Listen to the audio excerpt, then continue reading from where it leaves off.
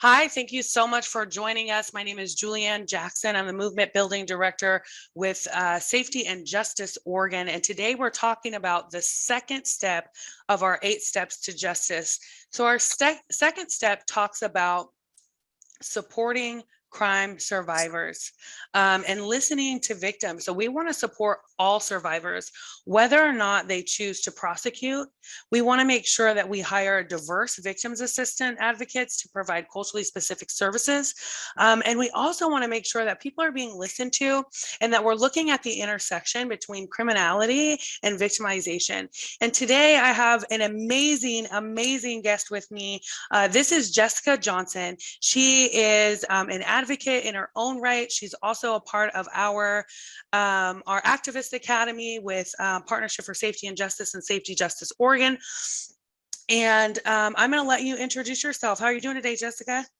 I'm doing fabulous. Thank you for having me here and just to be able to support, what you have going on and just what's going on in the community.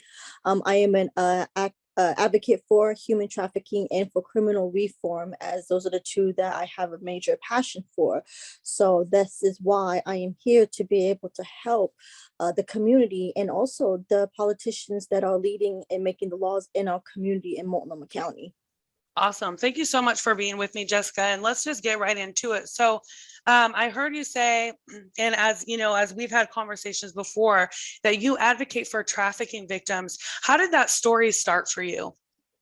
Well, I was actually trafficked here as a young little girl in my teenage years at the age of 16 here in Portland, Oregon. And with me living in that life for 10 years, I've came across some circumstances and realized that the lack of resources and the lack of help, which allowed me to want to become an advocate for human trafficking because I have personal living experience. Yeah. So part of your story that that we've talked about is, having had contact with DAs in certain situations where, they could have actually provided some key assistance for you, right? So there was a time frame, I believe you said between the ages of 16 and 19 that you were trafficked and had some experiences with law enforcement. And then when you got older, what did some of that, that time between 16 and 19, how did that affect how you moved forward and how you saw yourself, and what about that created it in you the need to feel like you needed to keep going with that lifestyle? Well, as being trafficked and dealing with so much trauma in that life as a teenager, being forced into a lifestyle, the lack of resources and help allowed me to stay stuck in that lifestyle because of the fact that nobody wanted to look at me as the fact that I was actually a victim to a scenario dealing with trafficking. They looked at it as if I was a promiscuous young little girl who wanted to be a prostitute for someone. And that was not the scenario. And because the lack of help and resources in the judicial system and an advocacy program, it led me to be very angry and rageful to continue us on in this lifestyle. And so you talked about, like the trauma of things and how that kind of perpetuated that lifestyle for you. There was a certain situation that occurred when you were, I think you said 26, right? Tell me a little bit about what that looked like. So, living that life for so long, I did not get caught with the police because of the fact that I was so um, on point and key with everything. I treated it as a business. And because of that, I did meet who is now my husband, who did not agree with me living that life. So he was giving me the proper help and giving me out of that lifestyle, going through transition. And because when you're in this lifestyle, hustling, getting your money, getting to the bag, as they all like to call it now, you're not thinking of somebody truly caring and loving for you, wanting better for you. You're still stuck in that, well, I got to take care of myself and fend for myself. Unfortunately, one day I eventually got caught in Marion County, Salem, Oregon, and my husband drove from Gresham, Oregon down to try to save me, to stop, prostituting, as I posted an ad on Backpage. And then when that had occurred, the police, who portrayed himself to be a John, came to my hotel room. Instead of arresting me, he cited me for a citation for prostitution. But because my husband was in the room with me trying to convince me to stop and go home, he ended up being arrested and charged for compelling and prostitution and delivery of an oxycodone of his own drugs, which was in my possession. Gotcha. And at that time, you guys were already married, right? Correct. Okay. And so as this story unfolds, it gets real wild. So we won't get into all of it just for your guys' legal purposes and everything, but I really want people to have a really firm understanding. I think when a lot of district attorneys speak against criminal justice reform or speak against reform, they utilize these very horrific stories. Most often they happen to white women, and it horrifies everyone, right? But they don't really consider, like you stated before, they didn't consider that you had this 3-year span of hell that you went through, right? Like they just kind of thought that you were another woman of color, another young woman of color that, that was promiscuous, that wanted to be fast, that wanted to live this lifestyle. And I think that that's why it's so important when we're talking to DAs and DA candidates that they really understand the process, that they really understand how these things are created and how criminality starts and how that works. And so once your husband was arrested, talk to us about how the DA utilized you in this circumstance. So, because in Multnomah County, I actually been through a pimping and pandering case and was actually a material witness to a case because I was listed as a vulnerable victim. The common denominator between the two African-American men was me. My husband did not have prior sanctions of compelling or prostitution. He was more into gangs and, things like that, robbery or whatever his criminal background was at the time.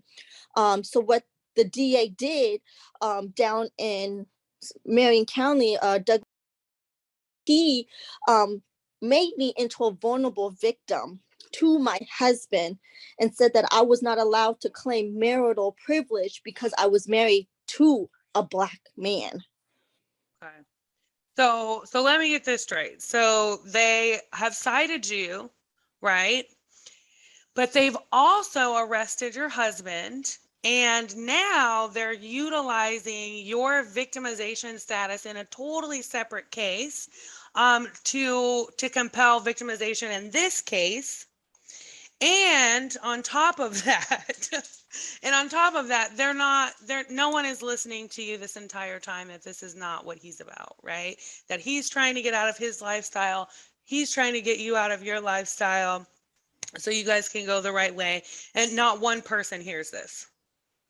No. Okay. So as a victim, you were used as a pawn, really. Is that fair to say? Yes, I was used as a vulnerable victim, saying that I was 16 when really I was 26 at the time. So now we're looking at, because you were a vulnerable victim in this case, that moving over here, and now we're looking at him being looked at almost like someone who deals with children, right? Right. Who traffics children. Okay. And I never had the opportunity as a vulnerable victim or a victim at all, one, to have a victim's advocate through the assistant program down in Marion County, nor did I ever go to a grand jury to even speak on the behalf of what I felt or how I played a part in all of this. My voice was completely shut down. Okay, so they're naming you as a victim, but they're also charging you as a criminal. Correct. At the same time. And did you ever receive, forget culturally specific at this point in the story, did you ever receive proper victims advocacy in either case? No, the Marion County Victims Assistant Program told me that I was a victim to the case, but I was never assigned a victim, excuse me, a victim's advocate. I just went straight to the victim case manager, which her name was, and she herself said I was never assigned a victim's advocate to help me proceed in the criminal procedure in Marion County. Okay. I was excluded in all actuality. I was excluded from the case. I was not allowed to partake in it. So what has, the fact that we had, excuse me, my dog is busy back here. So the fact that, we didn't have a DA that listened to you from the get-go. We didn't have any victims advocacy services. We didn't have any services as far as getting you out of trafficking or actually completing a program that would help you to remove yourself from that lifestyle, right? What has been the impact of this on your family? Well, it's been extremely hard in our marriage for the last 7 to 8 years since this has been going on. My husband's been having to register as a sex offender, but yet they're saying that I'm the victim. But yet when he goes and register, there is no victim. My name is not listed. So that's a lot of, psychological warfare on this man and also myself, because I knew I was not a victim. He's unable to be around children, as they say. He's not allowed to do the normal things. Christmases and birthdays has been taken from us. He can't help me with the kids to go to school and things like that. So it's been extremely difficult and hard because I am not able to legally have my husband and be able to partake as a family because of the statute through the criminal justice system. And what does that look like when it comes to, financial, financial help or housing? What does that look like for you guys now? So housing has been very difficult because I can't live with my husband. Two, if I file taxes, you know how the defendant pays victim restitution. Well, I work, I file taxes, but yet his owing and court fees or whatever is taken out of my taxes, but yet I'm the victim. I'm not understanding that. Right, So much paying for my own restitution and court fees. Like I'm kind of right. lost there. So it's been really hard financial wise. Yeah. How do you think this would be different if you had a DA that just listened? Well, one, if he was actually, following the Oregon revised statute codes according to the law here, then he would have known that at the time of the arrest, and when I was cited, I was actually 26 years old, not 16. Two, if my affidavit did not get hidden out or excluded from the judge, then I would have been able to have a say and partake in it. Um, I would have been able to have an advocate to help me understand furthermore why the DA feels I was a victim, but yet I was still cited as a criminal, as if I was a defendant, So there was a lot that partakes in this because the lack of voice of mine. Mhm. I think that this criminal case was done completely wrong because I was used in so many ways to prosecute a man that did not commit these crimes. And so we, sometimes we want to talk about like the obvious, and I think this is a great time to do that. So earlier we talked about how, DAs often will fight criminal justice reform or fight, reforms that benefit people who have lived a criminal lifestyle because, they use those stories of like just terrible stories of what happened to white women and this justice that was received for them. Um, have you ever received justice for the things that were done to you? No, I have not. Um, the question is, what is justice? Yeah. What is exactly justice? Is it just for Caucasian people? Is it for minorities, biracial people, such as a woman such as myself that's a biracial? Or, what is exactly justice? Because even though I partake in a criminal a case of a guy that actually forced and pimped on me.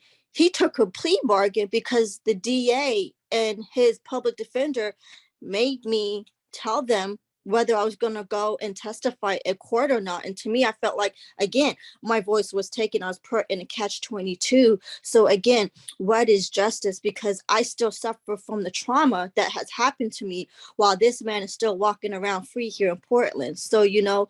um, I have a hard time with that word justice, Mhm. because justice was never justified in either cases. My husband Right. was illegally, and then the man that really did heinous things towards me got 5 years, 10 months Yeah. compared to what I lived with for the rest of my life.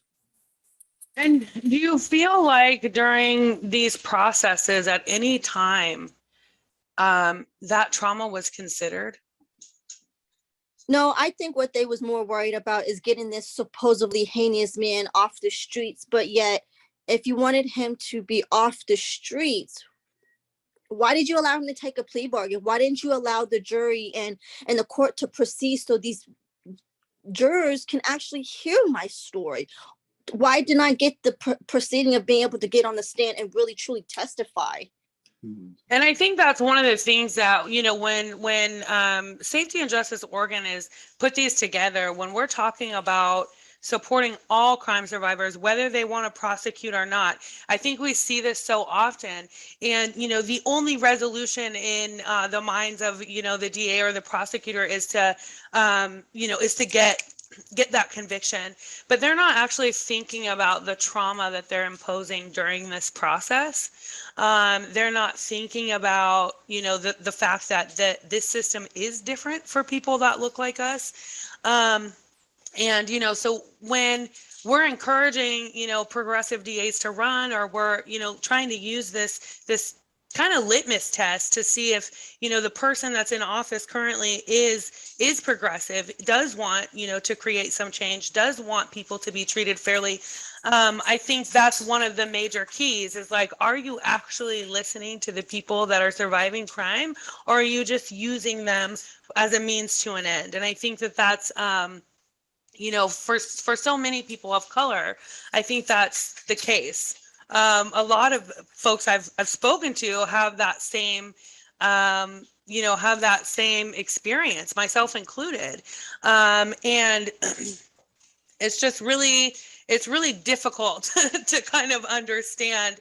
But how much of this do you feel? So when you look back at your story, when you look back at what's going on right now, how much do you feel of this um, would have been prevented with culturally specific services and a victim's advocate that was culturally responsive?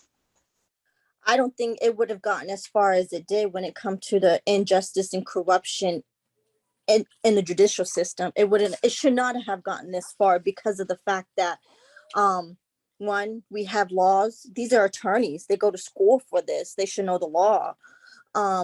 Two, I think prosecutors have such heinous jobs when it comes to seeing all these criminal acts, and I understand that, but as you mentioned earlier, it's a different scenario when it's a Caucasian person going through a heinous crime and they're a victim versus a person that's a minority or a biracial person. It looks different. They see it's I just personally think that they have this stigmatization that all Black people or people of color are just heinous, horrible people, but that's not always true. We too can also be victim to a crime as well. Yeah, absolutely. And I think too, like people often forget that again, the intersectionality between victimization and criminalization is clear. Like we know that trauma is a gateway drug to all of these other behaviors. We know that. So it's interesting to me that we're still kind of working in this like paradigm of like punishment when ultimately, we know better. We know that these things don't work. Um, so I'm going to ask you one more question. If you could tell DAs in general, especially new DA candidates, one thing, what would you tell them? Um, when it comes to a criminal case and there's actually a victim, first and foremost, please get the whole story. Don't just take your police officers and the police report, and don't think that everything that the police says is accurate, because sometimes from my personal training experience of what I've went through, I've experienced that sometimes police officers lie just so they could get accrual points on their, job, so they can get promoted to the next level. Two, when an affidavit is placed into by a victim, don't just throw it out. Don't hide it from the courts. There's a reason why an affidavit is placed in by a victim. Another thing too is follow the Oregon revised statutes. They're there for a reason. Don't manipulate the law because you're an attorney. That's not right, because that puts a victim, for example, if it would have, it could have caused my husband and I to have domestic violence because he's thinking I'm telling when I'm really not telling. That puts us in the community in a lot more danger than what we're already in. The advocacy is important. We need the proper protection. There's so much that plays when it comes to being a victim to a heinous crime. So I just advise that they truly listen to the victim. Please allow them to have a voice, and do not take their voice away. And two, please do not manipulate your authority as a district attorney because you feel personally about this case. Yeah. And I thought I had one question, but I have one left. As a biracial woman, as a woman of color, as a victim of trafficking, what did you need from your DA? To listen and to help me get out of a lifestyle that I did not want to be in originally. And I was forced, I was coerced, I was abused and endured a lot of trauma. And if they would have just listened to me and let me tell them what I have gone through versus going off of statistics or what their past experiences as a prosecutor, because a prosecutor is different than a victim going through the situation. If they would have just been an open ear to hear my story, to let me testify to what I have gone through, then I wouldn't have gone through a lot of the things that I have gone through, and I wouldn't have suffered more trauma than I already had to already endure. Resources, where is the resources? I've noticed there's lack of resources. Where is the proper mental health when it comes to girls being victimized and having these severe traumas, post-traumatic stress, these nightmares, reoccurring events? Where's the proper help? Where are the resources to help me transition from one life to back into society? That's what's important. And that's what I need. And that's why I've become an advocate for it, because I understand what I had to go through and the loopholes I had to go through to be where I'm at now. And that's okay, because maybe I can help somebody else and help the community understand this is a situation that we really need to step up to and fix. Well, I want to thank you again, Jessica, for joining me today. Your story has inspired me since we've been working together, and I have no doubt in my mind that you will do exactly what you just said you would do, which is help many, many women. I appreciate you. I thank you for taking this time with me today. Again, step 2 is support crime survivors. We have to understand that not every victim looks the same. Not every victim has the same needs. And we do need cultural support. We do need victim advocates that know the communities that they're working in, that understand the trauma, that understand what brings these other things about.